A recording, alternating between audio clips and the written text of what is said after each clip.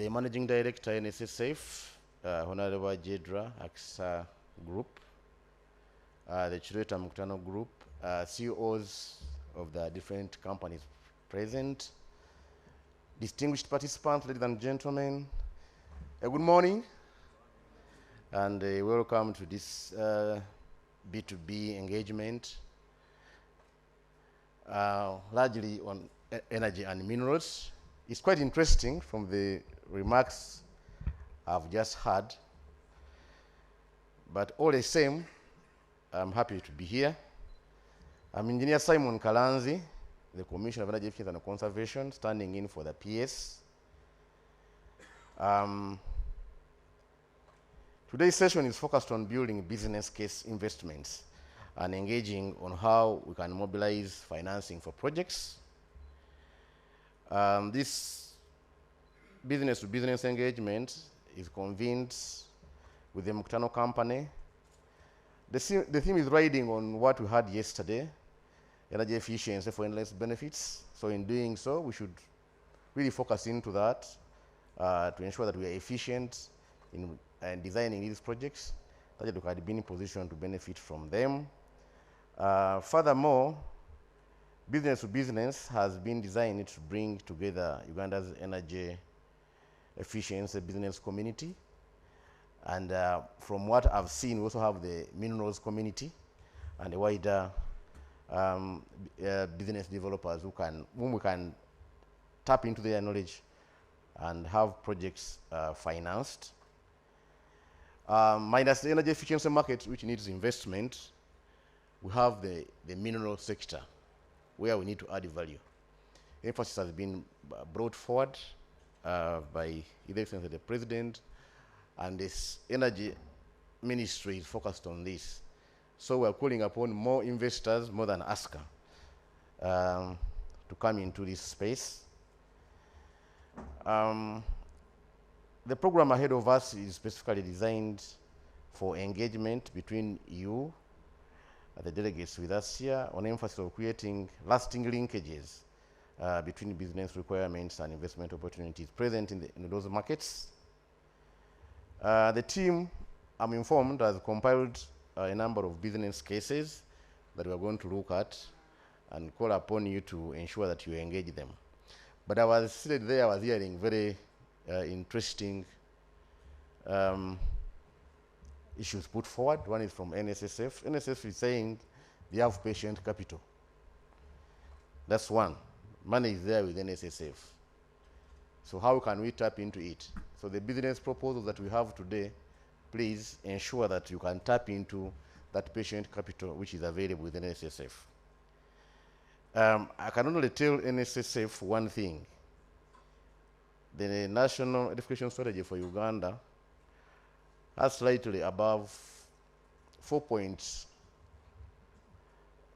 billion to have Ugandans connected to electricity countrywide. So that business is already available. You said you missed Wijagali. This is available, 4.2 billion. We want people to be connected. I don't need to make any bigger case for minerals. I think all of us know how the raw minerals are taken out of the country. So if the rings we are putting on are produced here, NSSF, please, that's patient capital. Let's have the rings made here. Geothermal, yes. Honorable, you are making a case for geothermal. It's good, you've done so. But again, it's about priorities. Geothermal has been with us for a long time. But I can tell you it's all about money, nothing else. Government knows, and studies have been done before. I remember way back under Power 4. I don't know whether you refer to those studies, and some preliminary drills have been done. But as you were talking, you ended up shooting yourself in the foot. The cost you gave us for a drill per day, $100,000. So, I think realities have to be brought to the ground. The cheapest way to have power in our houses is through hydro. I think a megawatt in average, it's around $2 million on average. So whichever megawatts you want to bring on the grid, please put forward $2 million as investment. So it's all about money. Geothermal to bring it online is a very expensive case. And it's good that you brought it out clearly for geothermal. So geothermal is a priority to all of us, but it's about choices. And a country like Uganda with all these problems, what is the cheapest you can bring on board?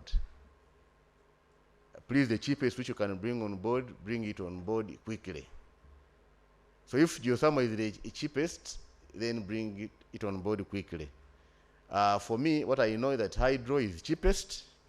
NSSF, you have patient capital. We have Ayago with 840 megawatts. Multiply by 2, we need around $1.7 billion. Please, if you have that patient capital, put it into Ayago, and we have the plant with us. Uganda still needs to be connected to the national grid. People connected to the national grid are around 20%. The rest of the 38 or so are on off-grid systems. To transform the country, we need industrialization and productive use of this energy. Please, if money is there, let's tap all the cheapest sources, and then we shall move forward. Then something has also been mentioned about rooftop. Yes, rooftop is good, and it's a practice. Government is also largely supporting, and I think IRA is finalizing net metering. So the issue is technology, the laws, and that allow net metering to happen, and you have to have your power synchronized to the national grid. So your code or standard should fit meeting the national grid. That also not an easy venture or a less cost venture. So the issue is the money and priorities. If I ask NSSF today, looking at, it's good you are saying you are completing your feasibility study soon. If I look at NSSF, a businessman, he has his money, patient capital with him, he's going to look at the risks. I'm very sure he might decide to go for again Ayago cheaply. And I'm also happy to note that NSSF had invested in Umeme, and I think it's one of the places where it was easy money to pick. But I want you to start also looking at taking higher risks and going to Ayago, geothermal, and the rest of the other opportunities that are available. I'm again happy, since NSSF has a bag, that they are willing to look into other investment opportunities. And energy and minerals, you want to go wrong. There are 8 people to be born to buy rings. So I'm sure if money is put there, it is in good hands. So over time, I've learned the following common principles in business-to-business engagement, and I implore the participants to try and see how this can be incorporated in our discussions today. For investment partners, we need to listen to each other. It's not about you, but the investment requirement that we need, especially for Uganda, the developing country. For the promoters, stop pushing. Please have a conversation with your potential investment partners around the room. For all the participants, always find a way to add value to the discussion, and avoid the so what factor, because it will take us away from the point. For all the participants, again, don't respond, be responsive to what comes through as an idea. Again, be visible and patient. Think about the relationships we can create and be in position to have those projects go through. At the end of it all, we'll need the quality, not the quantity.